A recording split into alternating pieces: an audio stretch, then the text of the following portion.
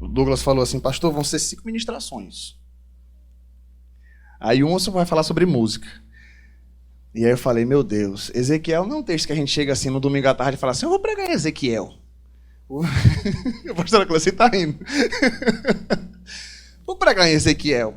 Aí ainda mais várias ministrações pregando em Ezequiel. Não é uma coisa tão simples. Então vamos lá, vamos começar do capítulo 1. Até o final do congresso a gente chega no 47. Mas vamos lá, gente. Ezequiel 1, a partir do versículo 1. Versículo 1 ao versículo 3, diz assim: No 30º ano, no 5º dia do 4º mês, estando eu no meio dos exilados, junto ao rio Quebar, os céus se abriram, e eu tive visões de Deus. No 5º dia do referido mês, no 5º ano de cativeiro do rei Joaquim, a palavra do Senhor veio expressamente a Ezequiel, filho de Buzi, o sacerdote, na terra dos caldeus, junto ao rio Quebar. Ali a mão do Senhor esteve sobre ele. Esse finalzinho aqui, ó, na terra dos caldeus, junto ao rio Quebar. Ali a mão do Senhor esteve sobre ele. Que o Senhor fale ao nosso coração, assim como já foi orado nessa noite, em nome de Jesus. Amém?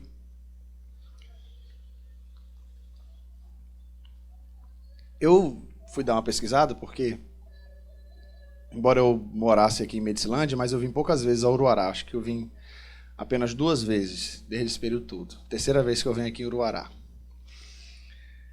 E eu fui pesquisar, dar um bizu ali na internet sobre os rios que passam aqui perto, né? E tem o rio Uruará, então eu vim perguntando, eu vim ali, Marcelo, eu preciso saber onde é o rio Uruará. Aí a gente desconfiou ali, na ponte, né? Aquela ponte de concreto ali é o rio Uruará. Mas aí depois o Douglas me falou que o rio Uruará sai cortando tudo aqui. Tem gente que mora 3 km do rio, tem gente que mora um pouco mais longe, tem gente que mora mais perto. Então o rio Uruará está aqui pertinho da gente. Esse rio Uruará, ele fica próximo de 2 grandes rios, né? Tem o rio Tapajós, ali em Santarém, e tem um rio mais próximo aí, o rio Xingu. O rio Tapajós, estava pesquisando, quando ele, junto com o rio Juruena, chega a quase 2.000 quilômetros de extensão.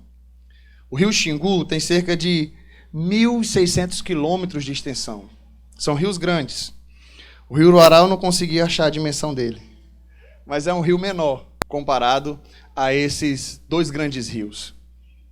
E nós estamos aqui hoje na cidade de Uruará. O tema é águas profundas e fala-se sobre o rio de Deus. Mas eu quero pedir a licença para vocês, para não falarmos hoje necessariamente. Lá na frente nós vamos falar sobre esse rio a partir de amanhã à noite. Mas hoje eu gostaria de falar sobre a localização geográfica em que nós estamos e o que Deus pode fazer na vida de cada um de nós aqui. Olha a associação que eu quero fazer com vocês. Ezequiel estava recebendo as visões de Deus junto ao rio Quebar.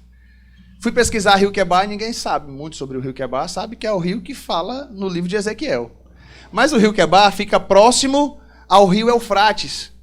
O rio Eufrates tem cerca de 3.000 quilômetros de extensão e é um dos principais rios ali do Oriente. E abastece muitos países, muitas pessoas. E aí eu fiquei tentando fazer essa reflexão e essa associação. O rio Eufrates é um dos que aparecem em Gênesis. Né? O rio Eufrates, o rio Tigres, eles estão próximos de um rio que fluía do Éden e se dividia em 4. O rio Eufrates é um deles. E aí, qual é a associação que temos aqui? Eu fiquei pensando, rio Quebar, rio Eufrates. Eu pensei, rio Uruará, rio Xingu, que é o que está mais perto. E aqui fala também que Ezequiel, ele estava junto ao rio, era um assentamento em que os judeus estavam na Babilônia, chamado Tel Abib.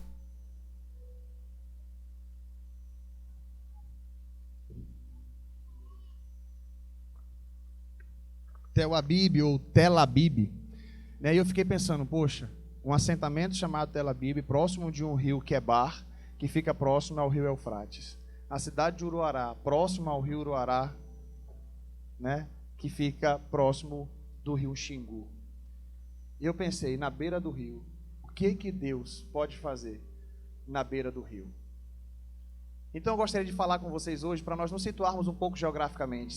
Esse tema, Águas Profundas, ele é extraordinário sobre falarmos, né, de mergulhar no rio de Deus, mas tem muito a ver com a nossa localização geográfica e muito a ver com o que Deus está fazendo com Ezequiel. Eu gostaria de refletir com você hoje o que Deus fez na vida de Ezequiel na beira do rio Quebar e o que ele pode fazer conosco na beira do rio Uruará. Para localizar um pouquinho você nessa história do livro de Ezequiel, que não é algo tão simples quando a gente começa a ler, não é assim, você está lendo e o contexto já vem rápido à sua mente. Vamos refletir então um pouquinho da história desde Abraão. A gente sabe que a humanidade caiu, né? O homem caiu em Adão, e aí você vê Deus fazendo ali algumas alianças, e o ser humano era mau. Aí você vê em Noé, a aliança que Deus faz com Noé, preserva a humanidade. Mas o plano salvífico de Deus, você começa a ser observado a partir do chamamento de Abraão. Deus chama Abraão, e Abraão estava em Ur dos caldeus. Deus chama Abraão, promete-lhe um filho, e aí você conhece um pouco mais dessa história, e vem Isaac como filho de Abraão.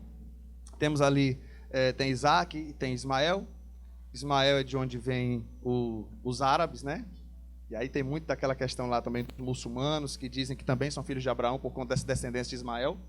Mas aí vem Isaac, de Isaac vem Jacó, seus 12 filhos. Entre eles, José. E Deus tem algo muito específico na vida de José. Deus dá sonhos a José e leva José até o Egito, por meio de várias situações que ocorrem com ele. E eu já vi muitas pregações, né, de pessoas falando sobre José e ficando apenas ali. O que Deus tinha para a vida de José não era tornar José o segundo homem mais importante do Egito. Glória a Deus. Olha como Deus é maravilhoso. Ele faz de um jovem, numa casa humilde e simples, leva a se tornar o segundo homem mais importante do Egito. Que maravilha. A história de José não se resume a isso. O que Deus estava fazendo com José no Egito? Preservando a linhagem de Abraão. Deus falou para Abraão, em ti serão benditas todas as nações da terra, era dali que viria o Salvador. Então, José foi para o Egito para poder abastecer a sua família. Leva a família para o Egito, lá eles crescem, o povo de Israel está ali no Egito. E agora Deus levanta Moisés com outro propósito. O propósito de José era levar o povo para o Egito. O propósito de Moisés era tirar o povo do Egito. E aí, Deus levanta Moisés, você conhece a história, 10 pragas, o povo sai, Mar Vermelho se abre, Rio Jordão, eles passam a pé enxutos, muralhas de Jericó caem, eles assumem ali o território. Lá na frente, depois do período dos juízes, Deus levanta Saul como rei de Israel. Tem Samuel, que tem uma grande importância na história de Israel, e ele unge então Saul. Saul é deposto, entra Davi como um dos maiores reis de Israel, o tipo de Cristo até. Da linhagem de Davi vem Jesus. E aí de Davi vem Salomão, tudo andando muito certo aí. De Salomão vem Roboão, filho de Salomão. E aí o povo chega para Roboão e fala, vamos fazer o seguinte, diminui os cargos aí, porque Salomão, né, com aquela pompa toda, os impostos estavam pesados. Para manter aquele negócio lá, estava ruim para a gente. Diminui os impostos, e aí Roboão faz o quê? Eu vou acentuar os impostos. O negócio vai ser mais pesado para vocês. E aí um cidadão chamado Jeroboão toma parte ali das dores do povo, e aí então há uma divisão, Reino do Norte e Reino do Sul. E aí Jeroboão pega ali 9 tribos e meia, e fica com o Reino do Norte, assume o Reino do Norte, e o Reino do Sul, com a capital em Jerusalém, fica ainda sobre a linhagem de Davi, aos cuidados de Roboão. Então nós temos Reino do Norte com a capital em Samaria, Reino do Sul com Roboão ali como rei. E aí foi se sucedendo essa linhagem. Quando você vai ler lá o livro dos reis, aí tem aquele negócio. Quando fulano de tal estava no 15º ano do seu reinado em Jerusalém, fulano de tal assume o reinado em Israel. Aí, se você às vezes não tem essa compreensão, você fica, esse negócio de Jerusalém para um lado, Israel para o outro, e fica aquela situação, exatamente por conta dessa divisão. Então você vai ver muitos usando Israel. Israel são as 9 tribos e meia, que ficam com o Reino do Norte e Reino do Sul com a capital em Jerusalém. E foi-se andando nesse nível. O povo do Norte era pecados assim horríveis ali, os reis iam cometendo. E eles foram subjugados por Deus por meio da Assíria. Na época a Assíria era um império gigantesco, e houve ali uma dispersão, poderíamos dizer assim. Mas o reino do sul, com a capital em Jerusalém, demorou um pouquinho mais para cair. Cerca, mais ou menos em 526, Jerusalém é destruída. Mas antes disso, a Babilônia já estava pressionando. O Império Assírio cai, a Babilônia se torna a grande potência mundial. E a Babilônia está prestes a destruir Jerusalém. E onde é que Ezequiel entra nessa história? A história dos profetas, quando você começa a observar, é exatamente muito atrelado à história dos reis. O profeta Isaías, ele viveu no período do rei Ezequiel, 200 anos antes desse exílio aqui. E o profeta Isaías recebeu a profecia de Deus, né? Tanto da destruição de Jerusalém, quanto da sua redenção. Mas Ezequiel, agora, ele viveu diante desses fatos.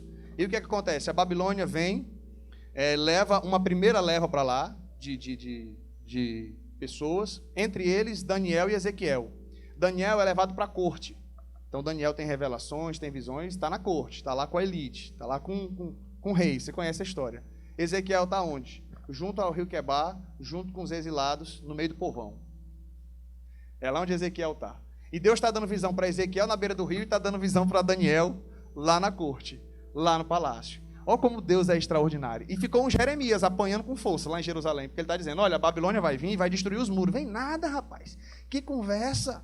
Olha, a Babilônia já levou um grupo, eles vão vir, vão voltar, vai destruir o templo, vai destruir os muros aqui, vai destruir tudo. E o povo, vai nada, e coitado do profeta, bota o profeta na lama, tira o profeta da lama, maltrata o profeta, porque tinha gente dizendo, a gente quer ouvir a coisa boa, Jeremias, você só fala coisa ruim, pelo amor de Deus.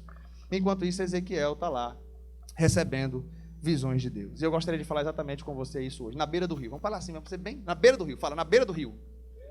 O que é que Deus faz, gente, na beira do rio? Primeira coisa, Deus dá visões. E aí, mais uma vez eu quero falar, não estou falando aqui do rio de Deus ainda, tá, gente? É o rio geográfico, tá? No rio de Deus a gente tem que mergulhar, mas depois a gente fala sobre ele. Na beira do rio geográfico, aqui na beira do rio Uruará, o que é que Deus faz? Deus dá visões. Capítulo 1, do versículo 1 ao versículo 4, que foi o que nós lemos. O versículo 3, a palavra do Senhor veio expressamente a Ezequiel, filho de Buzi, sacerdote na terra dos caldeus, junto ao rio Quebar. Ali a mão do Senhor esteve sobre ele. E aí Deus deu visões extraordinárias para ele. Versículo 4. Olhei, e eis que do norte vinha um vento tempestuoso, e uma grande nuvem envolta em fogo, e rodeada de resplendor. E no meio disso havia uma coisa como metal brilhante que saía do meio do fogo. Aí aqui é muito longa a explicação, mas ele começa a observar umas rodas, você vai vendo mais na frente, rodas. Ele começa a observar aqui uma espécie de 4 seres viventes. E essa visão, eu não vou querer entrar em detalhes, porque tem questões relacionadas à escatologia aqui também. Eu gostaria de me limitar a uma aplicação bem prática para nós hoje. Na beira do rio, Deus dá visões. E o que Deus estava mostrando para Ezequiel com essas visões? Porque o livro de Ezequiel, ele tem pelo menos 4 visões. Primeira a visão dos 4 seres viventes, a visão das rodas ali, estão relacionadas à glória de Deus, à majestade de Deus. A segunda visão que Ezequiel vai ter está relacionada ao juízo que Deus vai trazer sobre Jerusalém por conta dos seus pecados, sobre os judeus. Mas a terceira e a quarta visão vão falar sobre a restauração de Israel. Terceira visão, que é muito conhecida, do Vale de Ossos Secos, no capítulo 37. É um vale de ossos secos em que Deus traz vida novamente. Ali é o que Deus irá fazer com Israel. E também do novo templo, que começa no capítulo 40, e lá no capítulo 47, do capítulo 40 até o 47, ele vem falando várias coisas sobre esse novo templo. E no 47 ele vai falar sobre esse rio, essas águas profundas que fluem do trono de Deus. Mas Deus está dando visões a Ezequiel. E Ezequiel está aqui na beira do rio quando ele recebe essa primeira visão da glória de Deus. E o que Deus está falando para Ezequiel é o seguinte: Ezequiel, você saiu de Jerusalém, né? Você foi deportado com muitas pessoas. Você não está mais em Jerusalém, está longe do templo, está longe da sua terra, está longe da sua casa, está junto ao rio Quebar, na Babilônia. E talvez houvesse no povo aquele sentimento de que estamos longe de Deus. Talvez houvesse nele aquele sentimento de que estamos longe de casa. E como é que Deus vai falar conosco? Ezequiel é filho do sacerdote Buzi. Havia muita influência no templo. Havia muita influência com o culto. Havia muita influência com os sacrifícios. E talvez Ezequiel estivesse um pouco desacreditado. O que é que Deus faz? Mostra toda a visão da sua glória. E ele fala: ei, a Babilônia pode ser idólatra, mas a minha glória... podem estar longe do templo, vocês podem estar longe de casa, mas a minha glória se revela aqui também. Junto ao rio Quebar, Deus dá visões.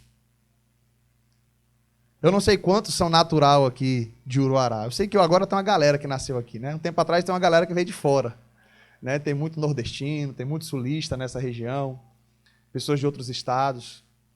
E embora isso aqui tenha se tornado a nossa casa, essa terra se tornou a nossa casa, eu nasci em Paragominas, sou paraense. Mas desde os 8 anos de idade eu morei, a metade da minha vida foi em Altamira. E eu me sinto parte daqui. Mas talvez tenha pessoas, eu não sei quantos aqui, possa pensar assim, eu estou longe de casa, estou longe da minha terra, ou saudade. Mas outros estão talvez pensando, eu estou aqui. E eu não gostaria de estar aqui porque é tão longe dos grandes centros. Olha a nossa capital, a distância que fica. Para sair daqui para Belém, meu Deus do céu. Deus nunca vai me usar. Deus nunca vai me usar, porque se Ele quisesse me usar, para Ele me usar, de repente, se for na área da música, se for na área da pregação, se for... Ele tem que ir para São Paulo. Tem que ir para Brasília, tem que ir pelo menos para Belém, para uma capital, ou para Santarém. Se eu tivesse em Santarém, minha vida seria diferente. Talvez tenha pessoas que pensem assim, principalmente jovens. Eu estava contando um pouco da minha história para os meninos quando eu vinha no carro, porque não era para eu ir para o seminário, eu não queria ir. Eu tinha um chamado, meus 15, 16, 17 anos, era fogo puro, aleluia, glória a Deus, Deus tem um chamado para a minha vida. Com 18 anos, me apaixonei e não queria mais ir. Aí meu pai falou, vai. Falei, não vou. Ele, vai. Eu não vou nada. Vai. Fui.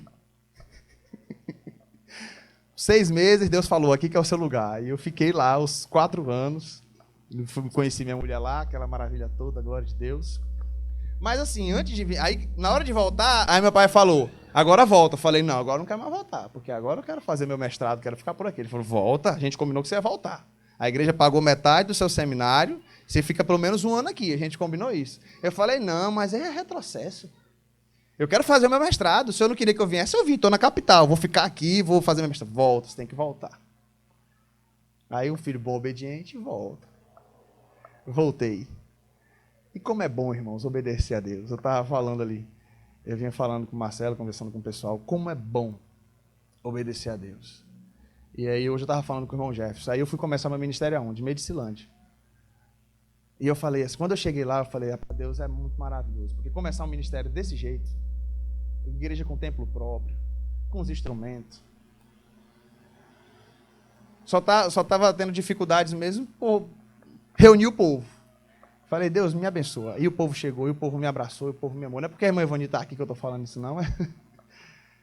Mas foi algo que ficou tão marcado no meu coração. E esses dias agora, lá em Brasília, teve um evento da denominação, lá em Anápolis, em Goiás, e eu trabalhando na comunicação, trabalhando na transmissão, fiz o louvor um dos dias, e o meu pai sentadinho lá, participando do evento. Ele foi, está morando em Paragominas, participou do evento, e eu lá envolvido naquela programação toda, e veio algo assim no meu coração. Eu falei, como foi bom ter obedecido, como foi bom ter ouvido a Deus por meio do meu pai, como foi bom ter ouvido tudo isso.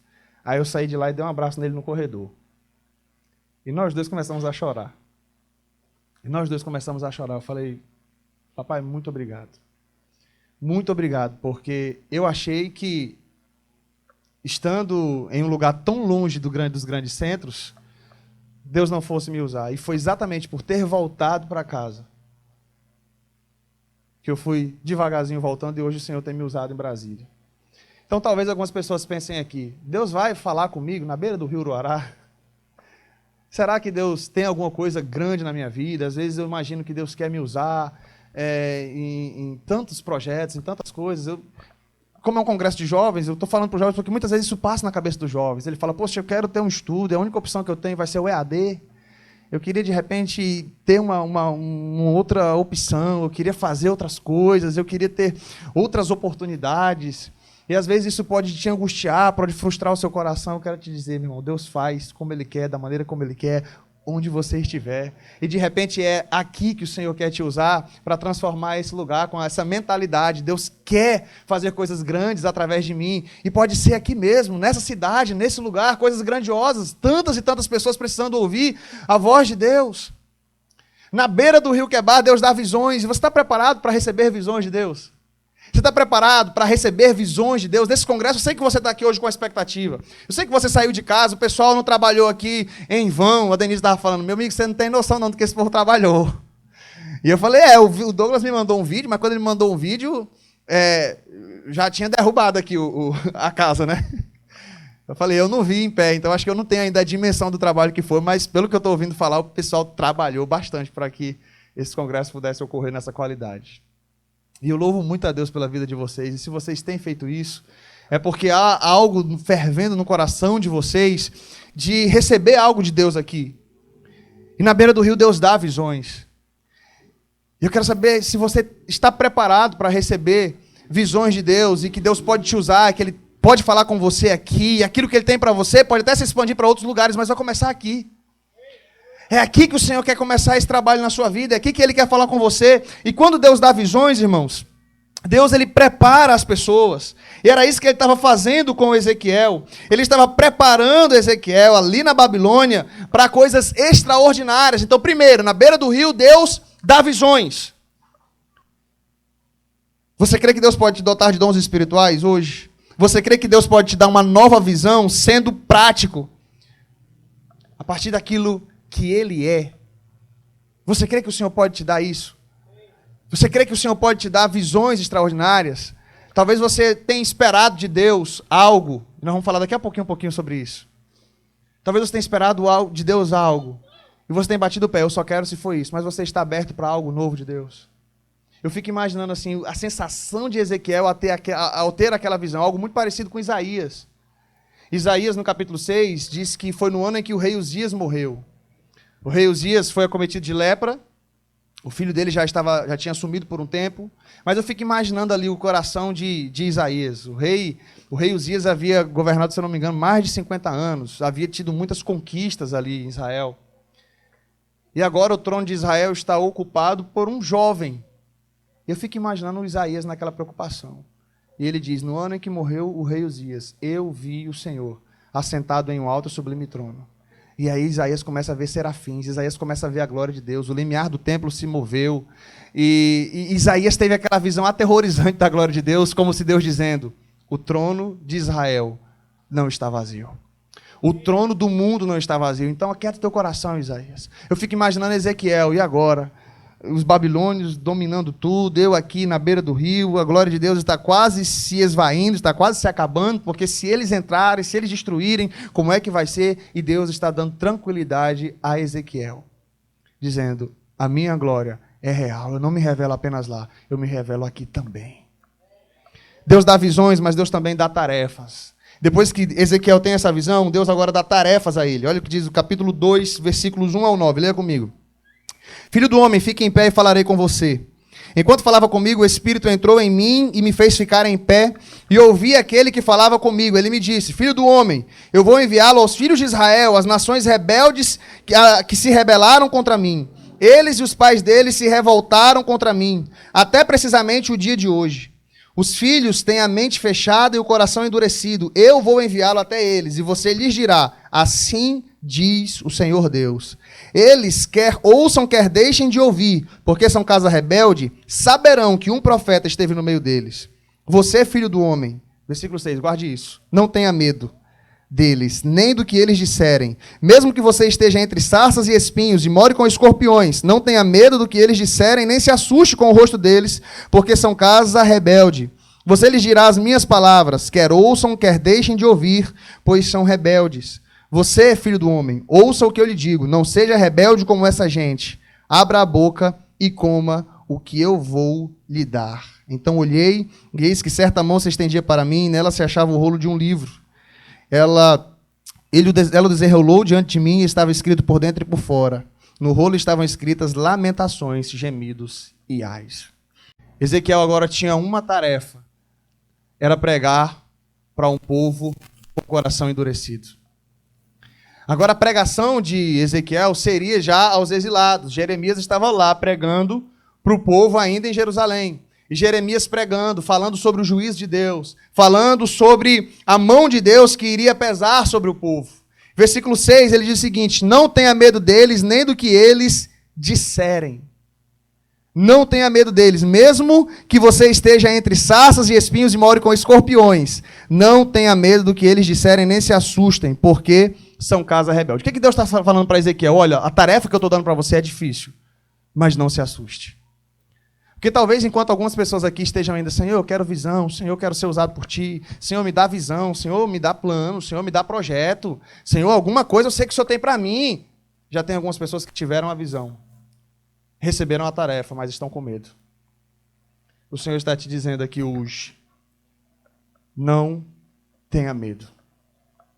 Não tenha medo, porque eu irei te proteger. Agora, é preciso que a gente entenda o que é o tipo de proteção de Deus, porque Deus também falou para Jeremias. Ele também falou para Jeremias, não temas, eu estou contigo. E pegaram o coitado do Jeremias e fizeram o que fizeram com Jeremias. Mas o Senhor estava com Jeremias. Eu fico imaginando, será que Jeremias questionou algo? Ele tem umas lamentações, né? Quem escreveu o livro de lamentações? Foi o Jeremias. Foi o Jeremias que escreveu o livro de lamentações.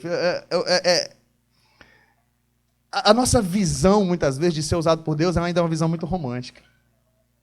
A nossa visão de ser usado por Deus, muitas vezes, ainda está relacionada ao status. Você imagina, qual era o status de Ezequiel? Qual era o status de Jeremias quando eles estavam sendo usados por Deus? Chamados por Deus para falar contra o povo, para falar sobre o pecado do povo, para dizer, olha, Deus vai vir destruir. Aí eu fico imaginando, pois, isso é um profeta miserável que só fala coisa ruim para a gente. Profetiza a bênção, pelo amor de Deus. Isso não é coisa que se fale, não. E Deus estava dizendo, olha, Ezequiel, eles são rebeldes. Mas não tenha medo. Ainda que você more com escorpiões, não tenha medo. Se o Senhor tem te chamado, não tenha medo. É difícil jovem falar hoje. É difícil pregar hoje. Outro dia eu ouvi o Luciano Subirá falando, para falar sobre santidade para essa geração, parece que a mensagem não entra. Não, fala, olha, tem que casar virgem, é isso que Deus quer. Mas parece que a mensagem não entra, parece que você está falando com alienígena. Porque o povo está ouvindo, mas não está entrando. Não está entrando. Uma vez eu estava vendo Altas Horas, alguns anos atrás, e aí tinha 2 jovens lá do movimento Eu Escolhi Esperar. E o pessoal fez assim, porque eles, vocês escolheram esperar? Vocês só vão ter relação sexual no casamento? Aí ficou aquele negócio assim, Aí eu falei, mas esse povo é... Nossa, que é tão fora do comum assim, né? É tão fora do normal. Aí você imagina Ezequiel recebendo uma mensagem que o povo já não estava... Gente, os reis pecavam, os reis que eram exemplo do povo estavam em pecado. E Deus estava fazendo um processo de purificação com o povo. O exílio duraria 70 anos. E Ezequiel estava começando a profetizar exatamente sobre a destruição de Jerusalém, a destruição do templo. E era exatamente isso que ele está dizendo, olha, nós estamos aqui, o povo nos trouxe aqui, mas o negócio vai ficar feio.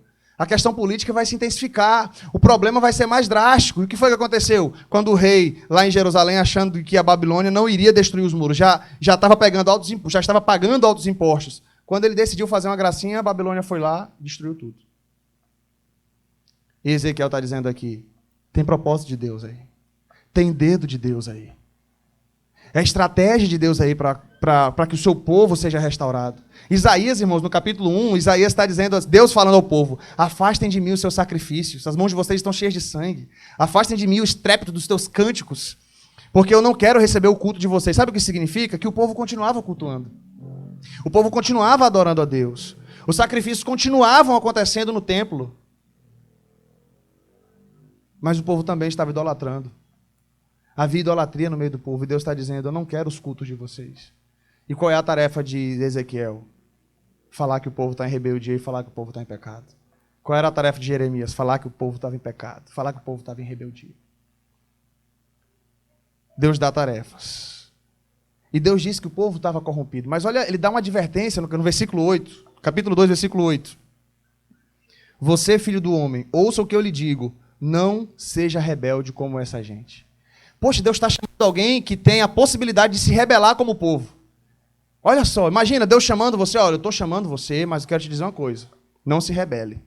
Não, mas se Deus me chamou é porque Ele sabe que eu tenho condições da tarefa.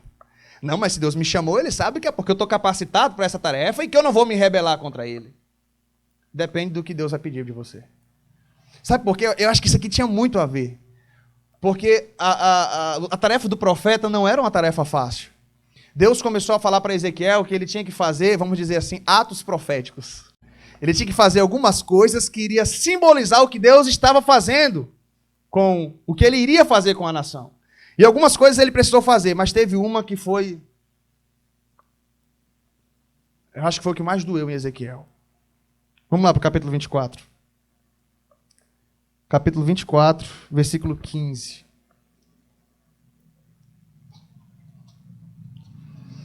Deus disse, olha, você vai ter que falar para eles que eu vou destruir o templo. O templo é o deleite dos olhos do judeu. O templo era, né, a menina dos olhos dos judeus. Capítulo 24, versículo 15. A palavra do Senhor veio a mim dizendo, filho do homem, eis que com um só golpe tirarei aquela que é a delícia dos seus olhos. Você não deve lamentar, nem chorar, nem derramar lágrimas. Sofra em silêncio. Não faça lamentação pelos mortos. Prenda o seu turbante, ponha as sandálias nos pés. Não cubra o bigode e não coma o pão que lhe mandarem. Falei ao povo pela manhã, e à tarde a minha mulher morreu. Na manhã seguinte, fiz como me havia sido ordenado. Então o povo me perguntou, você não vai nos explicar o que significa para nós isso que você está dizendo? Eu respondi, a palavra do Senhor veio a mim dizendo, diga à casa de Israel, assim diz o Senhor Deus, eis que profanarei o meu santuário, do qual vocês tanto se orgulham, que é a delícia dos seus olhos e o desejo do seu coração. Só até aqui. Para Deus mostrar para o povo que iria destruir o templo, o deleite dos olhos dos judeus, ele falou, vou precisar tirar sua esposa, Ezequiel. E você não vai poder nem chorar, nem lamentar. Não vai poder se cobrir de saco, como o judeu faz quando ele está lamentando. Não vai poder chorar 30 dias de luto pela sua esposa. Segura firme. Você ainda quer receber tarefas de Deus? A gente romantiza, gente. A gente romantiza. O William Carey, um missionário que foi para a Índia, ele teve perdas. Perdeu um filho. A sua esposa, se eu não me engano, teve problemas psiquiátricos. Foi bem complicada a vida de William Carey. Um missionário que se dedicou a viver para a glória de Deus. Às vezes a gente romantiza muito. E Ezequiel está aqui. E esse versículo 8 do capítulo 2 faz muito sentido quando ele diz, não se rebele como essa gente. Tem muitos pastores frustrados. Tem muita gente frustrada. Tem muita gente dizendo assim, eu não sabia que era assim. Eu não sabia que deveria ser assim. Eu não achava que seria assim. O pessoal disse que Dona Lídia, que foi a fundadora do Seminário Betel Brasileiro, diz assim, olha, aqui tem os chamados e tem os assoviados. É aqueles que ouviram um assovio e acharam que estava sendo chamado. E depois se tornaram rebeldes. Como essa gente, poderíamos dizer assim. Mas o que Deus está dizendo para Ezequiel é, olha, a tarefa que você tem vai ser uma tarefa difícil. E eu não quero romantizar e longe de mim isso, porque enquanto Ezequiel está sofrendo isso aqui, tem o Daniel na corte, sendo liberto da cova dos leões, sendo perseguido e Deus livrando das covas dos leões. Tem Sadraque, Mesaque e Abednego, nesse mesmo momento aqui histórico, Sadraque, Mesaque e Abednego sendo livres da fornalha de fogo. Poxa, Ezequiel poderia, imagine se ele tivesse, né, o WhatsApp naquela época, olhando lá o status de Daniel, saí da cova dos leões ontem, Deus me preservou, e Ezequiel, e mata minha mulher? O que Daniel tem que eu não tenho, Senhor? Primeiro, eu venho aqui pro meio do povão, Daniel está lá na elite. Segundo, o Senhor preserva o cara lá da cova dos leões e mata a minha mulher? Tem coisa que a gente não explica. Mas Deus chama pessoas. A questão é que muitas vezes a gente só está ligado ali na história do Daniel. A gente quer a história do Sadraque, Mesaque e Abednego para a nossa vida. A gente quer a história das grandes conquistas. A gente quer a história do Davi vitorioso das guerras. Mas e o Paulo que foi decapitado pelo Império Romano? E o Pedro que morreu crucificado de cabeça para baixo? E o Ezequiel que perdeu a esposa? E o Jeremias que foi jogado no calabouço? E o Isaías que, segundo a tradição, diz que foi morto cerrado ao meio? E o nosso Jesus, que disse, aquele que quiser vir após mim, negue-se a si mesmo, tome a sua cruz e siga-me. Deus dá visões. Eu acho que o primeiro ponto você estava bem feliz. No começo do segundo também, Deus dá tarefa, mas a tarefa ficou difícil. Mas é um privilégio. Há relatos da história que diz que na igreja primitiva, quando Roma começou a perseguir os cristãos, muitos eram jogados no Coliseu para serem devorados por feras. Há uma história de duas que estavam gestantes e um dos soldados se compadeceu e estava querendo livrá-las da morte. Se eu não me engano, está no livro de Justo Gonzalez. Ele disse que essas duas irmãs que estavam gestantes disse para os soldados: não nos privem do privilégio de morrer com os nossos irmãos por Cristo. A gente não sabe o que é isso. Há uma questão cultural que está muito longe, há um hiato aí, aonde nós vivemos, a nossa liberdade de pregar o evangelho, ainda há uma distância muito grande disso. Mas existem hoje, nesse período, irmãos nossos, em países de perseguição cristã, que estão vivendo exatamente isso. Deus dando uma tarefa, dizendo: você precisa pregar. E tem histórias maravilhosas, como o fundador do Portas Abertas, o irmão Daniel. André, eu falei para o Marcelo, Marcelo, você sabe como é que eu sou ruim. Irmão André. Eu guardo a sílaba tônica. Já falei Daniel aqui, tá vendo? Tá falando de Daniel, irmão André, do Portas Abertas. É onde ele ora e o povo não vê Bíblia. Alguns dizem que era repolho, outros dizem que é tomate. A história muda, né? Já tem uma frutaria aí nesse negócio, nessa história. Mas certo é que eles viram algum tipo de verdura lá, não viram Bíblias. E às vezes a gente pega: é isso aí, eu quero pregar num país fechado para o cristianismo, para Deus fazer comigo igual ele fez com o irmão André. E tantos outros que morreram enforcados, esquartejados, por pregarem o evangelho onde havia perseguição cristã. Não, Deus, mas é para fazer comigo igual foi com o irmão André. Né? Montar uma agência abençoada, que nem o Portas Abertas, aí abençoando várias e várias pessoas. A grande questão que eu quero dizer a você é: se o Senhor te deu visão, se o Senhor tem te dado tarefa, não tema. Mas não tema não é essa questão do que o homem pode te fazer. Porque Paulo, quando ele já está nos últimos momentos da sua vida, lá na carta a Timóteo, ele diz assim: mas o Senhor me livrou e me livrará da boca do leão. É isso que Paulo está dizendo. E de que livramento Paulo está falando? Muitas vezes na nossa mentalidade não, então, por que Paulo foi decapitado? Se Deus o livrou, se Deus está com ele, ele não deveria morrer. A grande questão de Paulo é: eu não fui rebelde à voz de Deus. É exatamente o que Deus está falando para Ezequiel aqui, no versículo 8 do capítulo 2. Não se torne rebelde como essa gente. Irmãos, a grande vitória do crente é preservar a sua fé até o fim. O que significa Deus nos proteger em meio à missão que Ele nos dá? É a nossa fé estar guardada e preservada, mesmo em face à morte, nós não negarmos a nossa fé, nós não negarmos o nome do Senhor. Se Deus tem uma tarefa para você, esteja disposto a entregar a sua vida. Porque na nossa mente, muitas vezes, há uma discrepância. Eu aceito a Jesus, eu venho à frente, levanto a minha mão: Senhor, a minha vida é tua. Mas parece que um chamado missionário, uma tarefa de pregar o evangelho tem que ser um outro chamado. Não é um outro chamado. É o mesmo chamado. Quando nós aceitamos a Jesus, nós estamos colocando a mão no arado e não podemos olhar para trás. Talvez Deus queira te usar aqui em Uruará. Senhor, eu estou à tua disposição. O que o Senhor quer da minha vida? Aqui em Uruará. Quer que eu seja pastor? Não, no seu ramo mesmo. Continue sendo comerciante, continue sendo um agricultor. Eu quero você aí. Você é estratégico para mim aí. Continue aí. É aqui mesmo que o Senhor me quer? É aqui mesmo, então fique aí. Sustente os missionários, ajude, abençoe, pregue na sua cidade, seja exemplo, testemunhe, glória a Deus. E para mim, Senhor, o que o Senhor quer? Não, você eu vou levar para a Ásia. Não, você eu vou levar lá para o Afeganistão. E eu, Senhor, não, você eu vou levar lá para Londres. Vou levar você para a Europa. Ah, não, Senhor, por que o ouro vai para a Europa e eu tenho que ir lá para o Afeganistão? Cada um tem a sua tarefa. A questão é: você está disposto a receber o que Deus tem para você? Daniel estava disposto a receber o seu chamado. Ezequiel estava disposto a receber o seu chamado. Paulo estava disposto a receber a sua tarefa. Todos eles foram chamados e comissionados por Deus. Agora é muito fácil falar depois que sai da cova dos leões.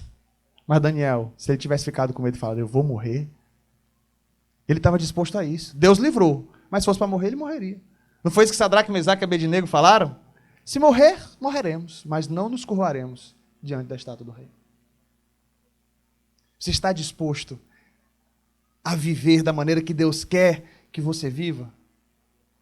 Estamos dispostos, irmãos, a receber tarefas extraordinárias de Deus e dizer, Senhor, me usa como um canal, eu quero ser um instrumento nas tuas mãos para o que o Senhor tem para a minha vida. Então, na beira do rio, Deus dá visões, Deus dá tarefas. E terceiro, Deus muda propósitos. Por que Deus muda propósitos? Capítulo 2, versículo 5. Olha o que Deus diz para ele. Eles quer ouçam, quer deixem de ouvir, porque são casa rebelde, saberão que um profeta esteve no meio deles. Ezequiel é conhecido por nós como profeta. Ezequiel é profeta. Para onde você for, não, Ezequiel é profeta. Ele é um dos profetas. Ezequiel está aqui na classe dos profetas. Aí, no capítulo 3, do versículo 15 ao 19, olha lá. Então fui até Labibe, aos exilados que habitavam junto ao rio Quebar, e durante 7 dias assentei-me ali, perplexo no meio deles. Depois dos 7 dias, a palavra do Senhor veio a mim, dizendo, Filho do homem, eu o coloquei como atalaia sobre a casa de Israel. Você ouvirá a palavra da minha boca e lhes dará aviso da minha parte. Você ouvirá palavras da minha boca e lhes dará aviso da minha parte. Isso é o que o profeta faz. O profeta ouve o que Deus está falando e diz ao povo. Então o profeta é o porta-voz de Deus ao povo. Por que eu estou dizendo que Deus muda propósitos na beira do rio? Porque a vida toda de Ezequiel, ele não foi preparado para ser profeta. A vida toda de Ezequiel, ele foi preparado para ser sacerdote. Ele é filho de Buzi, filho de um sacerdote. Ele é da tribo de Levi, da linhagem de Arão. A vida dele foi se preparando para ser sacerdote. Mas sacerdote precisa do templo. Sacerdote precisa organizar ali os sacrifícios. E eu fico imaginando na vida de Ezequiel sendo preparada para isso. Ezequiel, meu filho, você é filho de sacerdote, o que tem que aprender, pai? Você tem que ter noção de veterinária. Porque na lei, a gente diz que o sacrifício é assim, vai trazer o animal, tem que cortar aqui, tem que tirar isso, tem que tirar aquilo, tem que queimar essa parte, tem que soltar aquela, tem que fazer isso, tem que fazer aquilo. Então você tem que ter noção do que você está fazendo. Então tem que ter noção de veterinário. Para ser sacerdote, tem que ter noções também do direito. Porque é a lei de Moisés. Então você vai ter que ter noções, você vai ter que fazer alguns julgamentos. Vai ter uns que tem que ser apedrejado, vai ter outros que vão ter que receber outro tipo de sentença. Então você vai ter que ter esse tipo de noção também. Você também vai ter que ter noções de saúde. Não é só de veterinário não, de saúde também. Porque vai ter aquele cidadão que vai vir, você vai olhar a mancha, vai ter que ver se aquilo é lepra, se aquilo não é lepra. Depois que passar todo o processo, ele vai voltar de novo, você vai ter que julgar se ele pode voltar ao convívio das pessoas ou não. Então você fica imaginando a vida de Ezequiel sendo preparado para isso. Sendo preparado para ser um sacerdote. Enquanto eu estava em Altamira, antes de ir para o seminário, eu dizia assim, eu não sei se o que Deus quer para mim é a área da música. Eu gosto muito da música, mas eu não sei se Deus tem para mim é a área da música. Aí alguém falou assim, um jovem lá, falou, meu amigo, eu sei que Deus te treina onde Ele quer te usar. Eu fiquei naquilo, Deus me treina onde Ele quer me usar. Amém. E eu não tinha desenvoltura nenhuma pregação. Antes de ir para o seminário, meu negócio era cantar. Só cantava, tocava. Aí meu pai falava assim, Natan, dá a palavra para os jovens. Eu vinha, falava 5 minutos e terminava cantando para fechar os 20. Então, o Senhor é meu pastor e nada me faltará. Amém, irmãos? Amém. O Senhor é o nosso pastor. E nada nos faltará. A Bíblia diz que nada nos falta, irmãos, quando o Senhor é o nosso pastor. Você crê nisso? Creio. Tem uma canção do Livres que diz isso. Vamos cantar? Vamos cantar. 15 minutos cantando. Falar, não, Deus tem para mim a área da música mesmo. Está aqui o Ezequiel, quando chega no rio Quebar, não tem templo, não tem sacrifícios, está ali no assentamento com o povo, e aí, a minha vida toda foi para ser sacerdote. E agora, Deus, você é um profeta, meu filho. Você vai ser usado como profeta. Deus muda propósitos. Eu canto e gosto muito de cantar, mas Deus me levantou para ser pregador. Deus me levantou para pastorear, aprendi muito na área do pastoreio. Mas eu entendo que Deus tem me usado muito hoje na área evangelística, e eu uso as canções de maneira evangelística. Eu uso as canções para mostrar quem Jesus é, para falar quem Jesus é. E Deus muda propósitos. Eu não sei o que você de repente imagina que Deus tem para a sua vida. Ou talvez você foi treinado a vida toda numa área e Deus começa a redirecionar os seus passos, Deus começa a redirecionar o propósito que Ele tem para você. É exatamente isso que Ele estava fazendo com Ezequiel. Deus muda propósitos, Ele faz como Ele quer, da maneira como Ele quer. Tem gente que nasce e morre com aquela vocação. Glória a Deus, Deus treinou ele para ser aquilo ali. Paulo foi treinado aos pés de Gamaliel e aquilo foi muito útil no ministério dele. Paulo também pensava, vou ser um fariseu. Ele se coitado, se tornou perseguido. Mas todo o conhecimento que ele teve, todo o conhecimento que ele adquiriu, serviu na propagação do Evangelho, para proclamar o Evangelho. O conhecimento cultural que ele adquiriu serviu para fazer pontes para a pregação do Evangelho.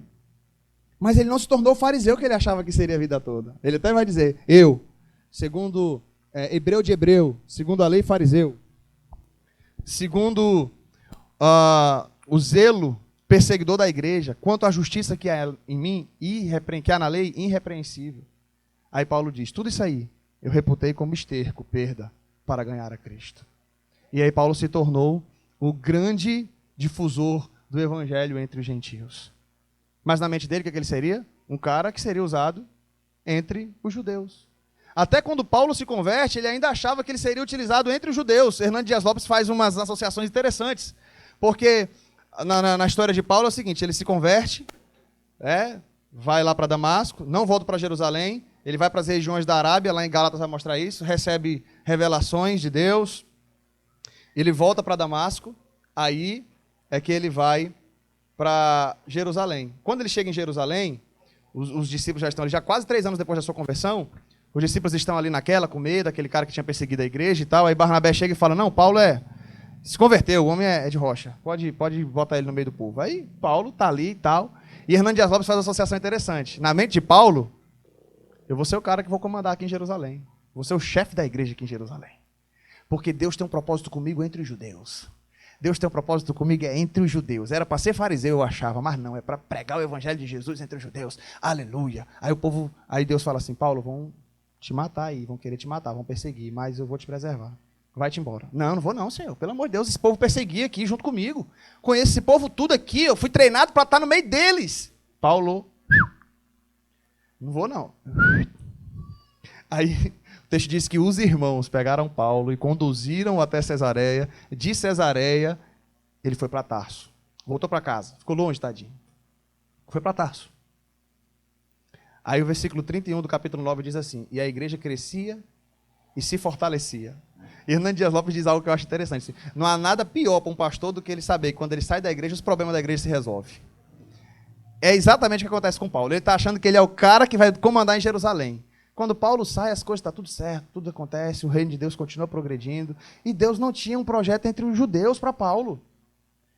Mas aí depois que Paulo volta de Tarso, ele vai dizer lá em Gálatas, 14 anos depois subia a Jerusalém. Então tem uma questão de tempo aí, mas eu imagino que Paulo ficou pelo menos uns 10 anos recluso em Tarso. E Paulo volta.